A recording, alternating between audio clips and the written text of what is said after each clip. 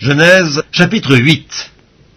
Dieu se souvint de Noé, de tous les animaux et de tout le bétail qui était avec lui dans l'arche. Et Dieu fit passer un vent sur la terre, et les eaux s'apaisèrent. Les sources de l'abîme et les écluses des cieux furent fermées, et la pluie ne tomba plus du ciel. Les eaux se retirèrent de dessus la terre, s'en allant et s'éloignant, et les eaux diminuèrent au bout de 150 jours. Le 7e mois, le 17e jour du mois, l'arche s'arrêta sur les montagnes d'Arara. Les eaux allèrent en diminuant jusqu'au 10e mois. Le 10e mois, le 1er jour du mois, apparurent les sommets des montagnes. Au bout de 40 jours, Noé ouvrit la fenêtre qu'il avait faite à l'arche.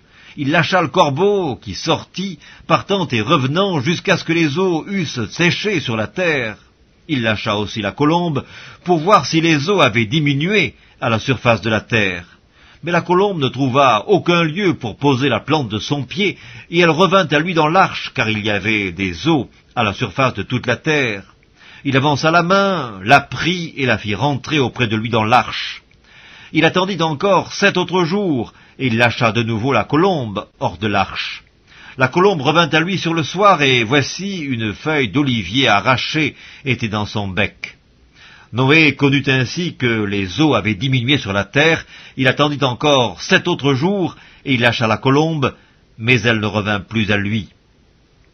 L'an 601, le 1er mois, le 1er jour du mois, les eaux avaient séché sur la terre. Noé ôta la couverture de l'arche, il regarda, et voici la surface de la terre avait séché. Le 2e mois, le 27e jour du mois, la terre fut sèche. Alors Dieu parla à Noé en disant, « Sors de l'arche, toi et ta femme, tes fils et les femmes de tes fils avec toi. Fais sortir avec toi tous les animaux de toute chair qui sont avec toi, tant les oiseaux que le bétail et tous les reptiles qui rampent sur la terre, qu'ils se répandent sur la terre, qu'ils soient féconds et multiplient sur la terre. » Et Noé sortit avec ses fils, sa femme et les femmes de ses fils. Tous les animaux, tous les reptiles, tous les oiseaux, tout ce qui se meut sur la terre, selon leurs espèces, sortirent de l'arche.